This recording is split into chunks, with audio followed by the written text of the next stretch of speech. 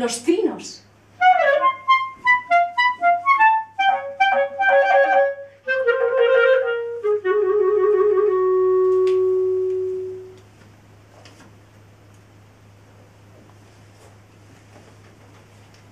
Cortan el cielo, tijeras de trapo, los murciélagos.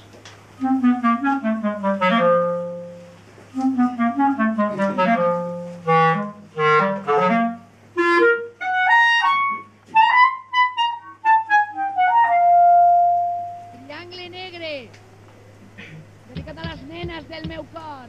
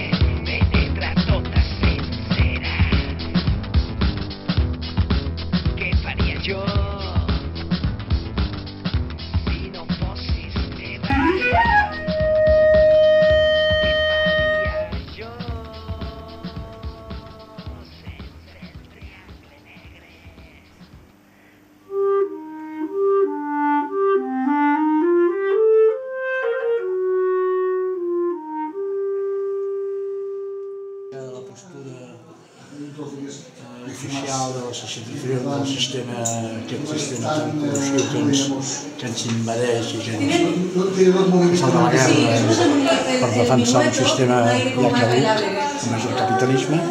I en aquest cas és una reflexió sobre la matança que s'està produint diàriament a Síria. Jo anomeno Síria Prou, el diari Prou. I finalment aquesta peça, que és una mena de... Jo no diria que no soc escultor, és una instal·lació i representa una mica la relació a la vida i l'asfalt de la ciutat, de l'urbe. Som totxos de Barcelona, tenia el sol, que es va fer aquí, i em va acollir. De un plumazo de tinta china tachó el cielo de la tarde. La golondrina. Jo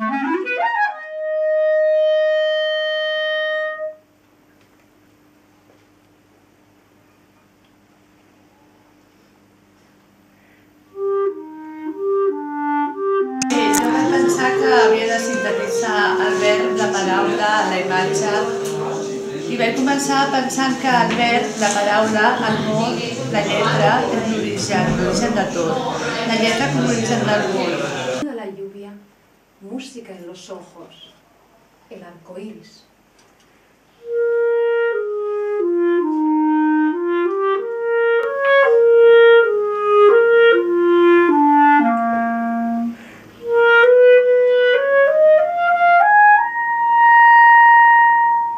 El arco iris, partitura vacía, grajos volando.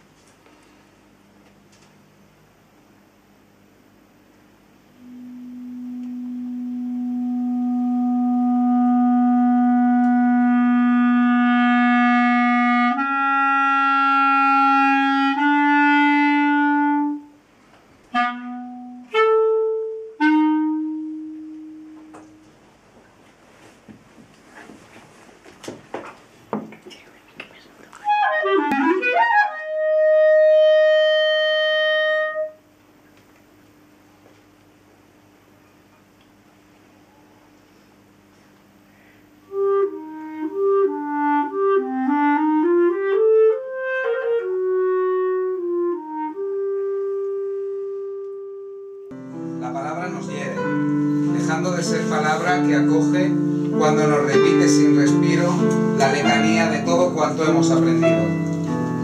Ya no es verdadera, pero tampoco falsa, porque esa palabra nos miente al atravesar con el puñal de nuestro lenguaje la morfología iconoclasta del espacio colectivo no compartido. Es y se escucha por ser una sola palabra amiga.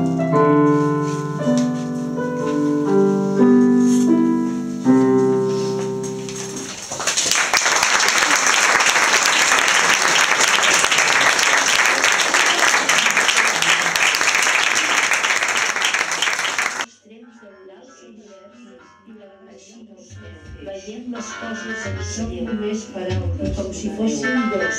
La teoria dels dos extrems de l'univers i la comunicació.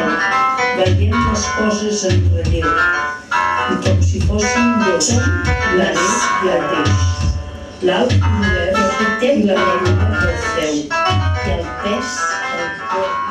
El cas són les filles així és. Veiem les coses en relleu. Veiem les coses si fossin dos. I la neu fossin dos. La neu i el pes. I la neu.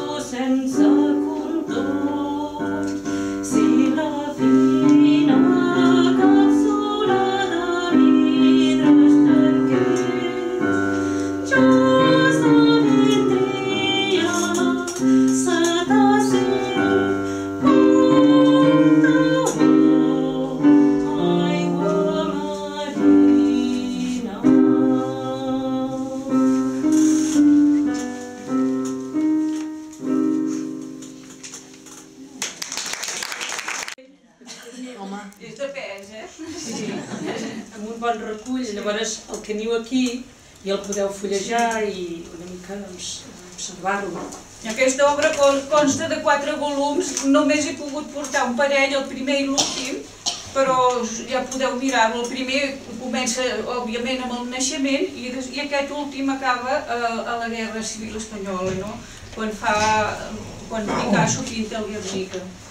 I ara, amb aquest vídeo, era l'època que Palau estava preparant aquest llibre, i investigava i es bellugava d'aquí i allà, perquè aquests llibres no són simplement un recull de dades, sinó que són un treball profundíssim. Palau buscava a tota la persona viva que havia tingut tracte amb Picasso.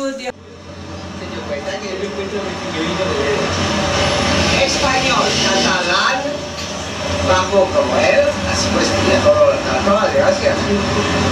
Porque a la gente muy alta, pues no le gustaba tanto. Perquè al principi li vaig dir, un dia que vaig trobar la Catasir, el puc venir a veure, vingui quan vulgui. Sí, però jo em dic Palau, però vostè no se'n recordarà. I em va mirar i diu, digui que és de la part del pelut. I sempre em deia el pelut.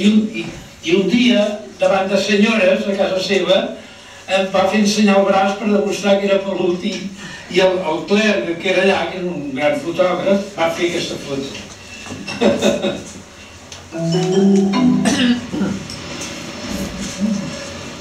Biblioteca de Cinema de París.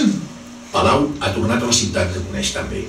Continua treballant en un llibre de Picasso que tracta de l'època del Guernica, que també és la de la Guerra Civil Espanyola.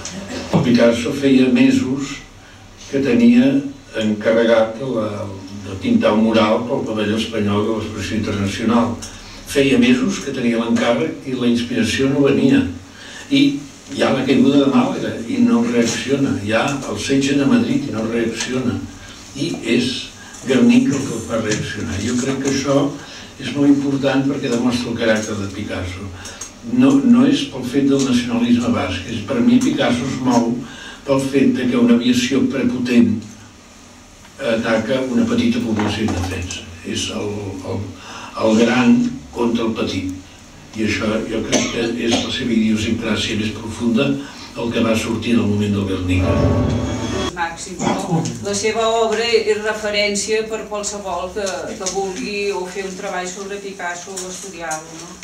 L'obra de Pit Picassiana de Palau, que ha escrit gairebé uns 25 llibres sobre Picasso, a part d'articles, presentacions, tot això, és molt especial perquè no és sols la d'un erudit, ho era, perquè ell va néixer en una família que el seu pare era artista, era pintor, i ja des de petit es va moure entre el món dels artistes i de l'art. Era un home que ja havia nascut, ja havia mamat l'art i tot això. A més, aquests llibres els ha fet de la mateixa manera. Ell ha intentat, que és una particularitat d'aquests llibres, que quan estàs mirant la imatge, el text et parli d'aquesta imatge, no?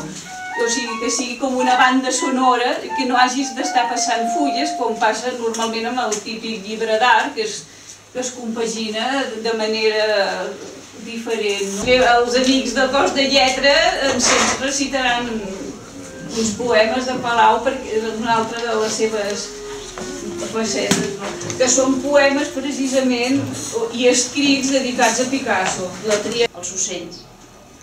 Fins que un dia se'n va anar d'escola. Se n'ha anat sempre, de totes les escoles, perquè els mestres ja no podien ensenyar-li res.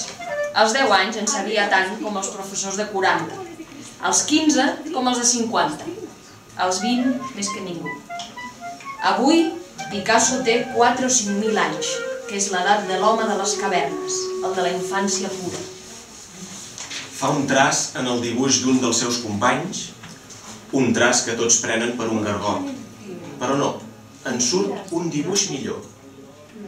Alguns li preguen que els corregeixi i no sap aturar-se.